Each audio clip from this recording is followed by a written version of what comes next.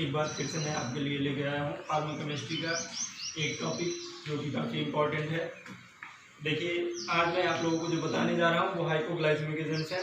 Hypoglycaemic agents होते क्या हैं, इनका काम क्या होता है, यूज़ और मोड ऑफ एक्शन क्या होता है, ये सारी चीज़ें मैं डिस्कस करूँगा इस वीडियो में आपके साथ। तो सबसे पहले सवाल आता है हमारे पास कि हाइपोग्लाइसेमिक एजेंट्स होते क्या हैं।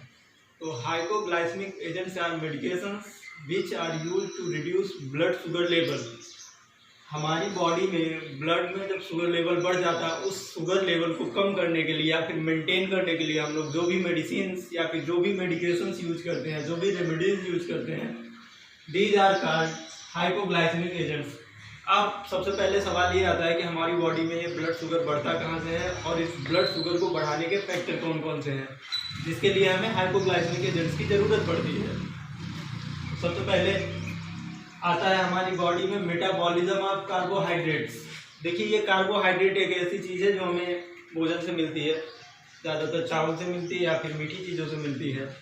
तो इस कार्बोहाइड्रेट का जब सही से पाचन नहीं होता है, जब हमारी बॉडी में सही से मेटाबॉलिज्म नहीं हो पाता, जब मेटाबोलाइज नहीं हो पाता है, तो इसका एक्युमुलेशन होने लगता है in the form of glucose. Glucose के फॉर्म में ब्लड आर्टरीज में या फिर ब्लड वेसल्स में इसका क्या होता है, एक्युमुलेशन हो जाता है।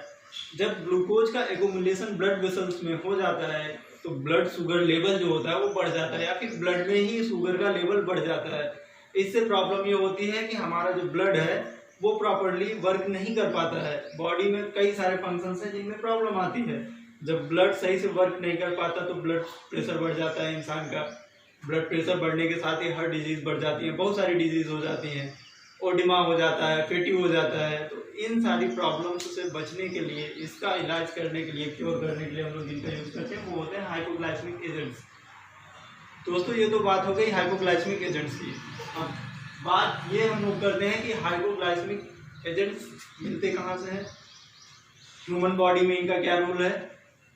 तो देखिए, हमारे ह्यूमन बॉडी में लैंगरहैंस सेल्स होती हैं पैंक्रियाज में। उन लैंगरहैंस सेल्स से इंसुलिन नाम का पदार्थ निकलता है। इस इंसुलिन का काम ही होता है हमारी बॉडी में बने हुए ग्लूकोज को या फिर बढ़े हुए ग्लूकोज को कंट्रोल करना या फिर ब्लड शुगर लेवल को मेंटेन करना। अब यहाँ जो प्रॉब्लम ये आती है कि हमारी बॉडी में इंसुलिन जो बन रहा है वो प्रॉपरली वर्क कर रहा है तब तो कोई बात नहीं है, लेकिन पेशेंट्स के साथ क्या होता है, दो कंडीशंस होती हैं। एक तो इंसुलिन बनता है बॉडी में लेकिन उसका रिस्पांस नहीं होता इस शुगर के प्लस इस ग्लूकोज के प्रति, उसका कोई रिस्पांस नहीं होता है, फर्स्ट प्रॉब्लम। सेकेंड प्रॉब्लम ये होती है कि हमारी बॉडी में इंसुलिन का सिक्रीशन ही नहीं होता, इंसुलिन बन ही नहीं पाता। ऐसी दोनों कंडीशंस में हम लोग क्या करते हैं, इन हाइपोग्लाइसेमिक एजेंट्स का यूज करते हैं। अच्छा, इससे ये जो डिजीज हो रही है, जो ब्लड शुगर लेवल बढ़ रहा है, इसको कहते क्या है, इसका एक नाम है भाई, डायबिटीज मेलाइटस। डायबिटीज मेलाइटस के लिए ही इसका यूज किया जाता है। इन मेडिसिन को एंटी डायबिटिक मेडिकेशंस भी कहा जाता है या फिर एंटी डायबिटिक हाइपोग्लाइसेमिक कुछ भी कह सकते हैं आप। तो हाइपोग्लाइसेमिक एजेंट्स क्या होते हैं, एंटी डायबिटिक मेडिकेशंस होते हैं। अब इस डायबिटीज मेलाइटस से लड़ने के लिए हमें क्या चाहिए, हाइपोग्लाइसेमिक एजेंट्स। हाइपोग्लाइसेमिक एजेंट्स का हम क्या करते हैं, क्लासिफिकेशन। जब क्लासिफिकेशन करते हैं तो इसमें दो टाइप के आते हैं। सबसे पहला आपका आता है insulin and it's preparation. Insulin और इसके प्रिपरेशन, जनरली तो ह्यूमन बॉडी में इंसुलिन बनता ही है, ह्यूमन इंसुलिन। लेकिन जब ह्यूमन इंसुलिन नहीं प्रोड्यूस हो रहा है तो उसकी कमी को पूरा करने के लिए हम लोग बाहर से इंसुलिन लेते हैं, जो कुछ जानवरों की चर्बी से मिलता है या फिर अदर चीज़ों से मिलता है। इस इंसुलिन के प्रिपरेशन में आते हैं insulin injection, biphasic insulin injection, isophane insulin injection, human insulin injection या फिर ह्यूमन इंसुलिन। बहुत सारी चीज़ें आएंगी इसमें, लगभग 6-7 चीज़ें आपको मिलेंगी इंसुलिन एंड इट्स प्रिपरेशन में, इंसुलिन और इसके प्रिपरेशन में। इसके बाद आते हैं हम लोग जो सबसे मोस्ट है, जो मेडिसिन की बात करते हैं, वो होता है आपका ओरल एंटी डायबिटिक एजेंट्स।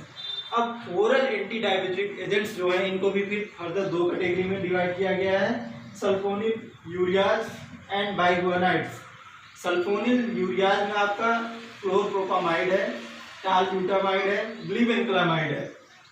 इसमें आपका क्लोरप्रोपामाइड और टालब्यूटामाइड फर्स्ट कैटेगरी की ड्रग्स में आती हैं और इन दोनों का सबसे ज़्यादा यूज़ किया जाता है।